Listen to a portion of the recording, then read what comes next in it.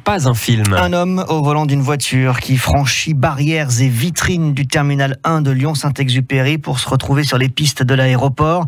Cet homme avait volé une voiture un peu plus tôt à Dijon et il avait été repéré à contresens sur l'autoroute entre Bourgoin et Lyon. Un homme qui a donc été arrêté et qui souffrirait de problèmes psychologiques. Le caractère terroriste n'est pas définitivement écarté, mais il n'est pas retenu non plus pour le moment par le parquet de Lyon qui a ouvert une enquête pour tentative de meurtre en bande organisée et association de malfaiteurs. En ligne avec nous dans le coup de fil de l'actu de France Bleu, Sébastien Tillet, délégué départemental du syndicat Unité SGP Police pour le Rhône. Bonjour. Bonjour. À l'image de ce qui s'est passé hier, vous pointez-vous du doigt le manque d'effectifs à Lyon, et ce n'est pas nouveau, dites-vous, d'effectifs de police bien sûr.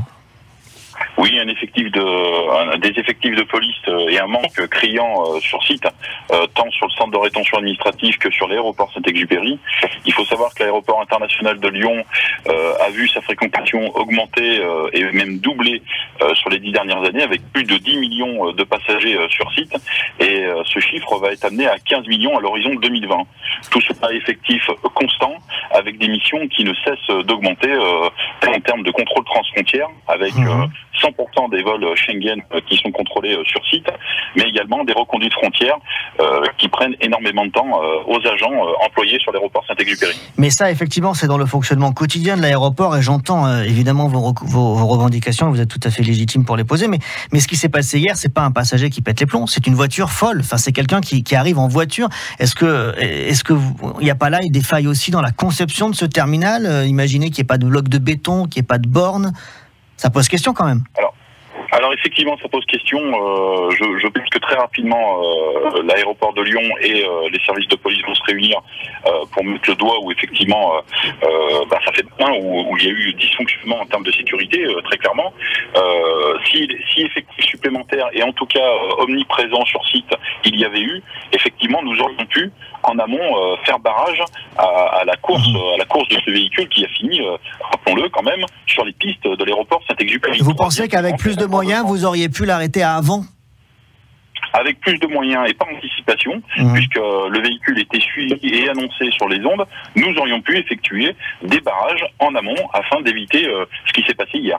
Un pilote témoigne ce matin sur France Bleu Isère et dit qu'on est passé tout près d'un drame parce qu'effectivement, quand on prend par exemple les low cost à Lyon, maintenant il n'y a plus de bras qui conduisent les passagers à l'avion directement. Les passagers sont par terre sur le tarmac, on aurait pu assister à un carnage. On aurait pu effectivement assister à un véritable carnage sur site. Il faut être très vigilant, la menace est omniprésente, mais pour ce faire, pour sécuriser nos citoyens au quotidien sur les aéroports comme sur le territoire national, il faut des effectifs. Il faut des effectifs de police. Vous demandez à être reçu par les autorités, la gestion de l'aéroport, par l'État, par la préfecture ? Alors nous avons assisté hier au point presse organisé par le parquet et aéroport de Lyon. Nous avons entendu les messages qui sont passés. À ce stade de l'enquête, il est trop tôt pour qualifier effectivement de terroriste ou pas l'attaque qui s'est produite sur l'aéroport Saint-Exupéry. Mais enfin, il faut effectivement qu'on entende nos revendications. Depuis bien avant l'Euro 2016, notre organisation avait alerté sur le manque d'effectifs sur site. Je vous remercie. Nous l'avions écrit. Oui.